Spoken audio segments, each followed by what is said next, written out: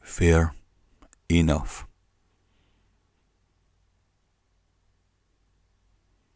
Working the night shift on a wet Sunday evening, John was driving past the graveyard in his taxi cab. He noticed a young girl standing on the edge of the pavement. She hailed him down. He turned around on the quiet street and stopped to let her into the car. She hurried herself in to get out of the lashing rain. The girl was wearing a dark winter coat that had a deep hood raised forward over her head. Inside the hood, the girl's hair almost completely obscured her face. In a quiet and soft voice, the girl asked John to take her to a loch-in a few miles out of town.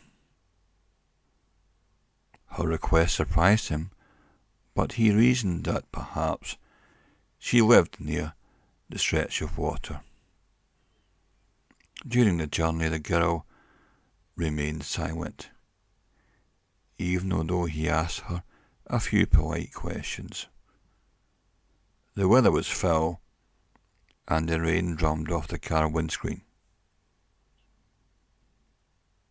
When they arrived at the remote spot, the girl asked him to wait for her. Then she got out of the car and disappeared into the darkness. John waited for a long time, not wanting to abandon the girl out there on her own. After a while, he switched his meter off. Finally, she returned. She asked him to go to a new address, but this time the destination was to a neighbourhood that John was familiar with. When they arrived, the girl got out of the car without paying the fare and disappeared into a small house. Annoyed at this, John got out of his taxi and knocked on the front door of the house. An elderly man with white hair opened the door, but there appeared to be no sign of the girl. John explained to the man about his mysterious passenger.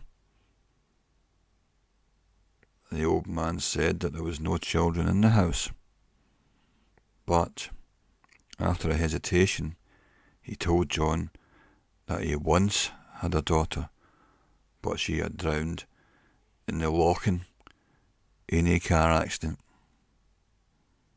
with her boyfriend many years ago. The car was driven off the road and straight into the water. Neither survived. The old man went on to say that sometimes the spirit of his daughter returned to her childhood home. Looking a bit worried, the old man then asked the taxi driver, "You didn't get a good look at her face, did you?" John replied he had not. The old man smiled. Good. He then paid for the fare and closed the door over. When John got back to his car, he checked the back seat,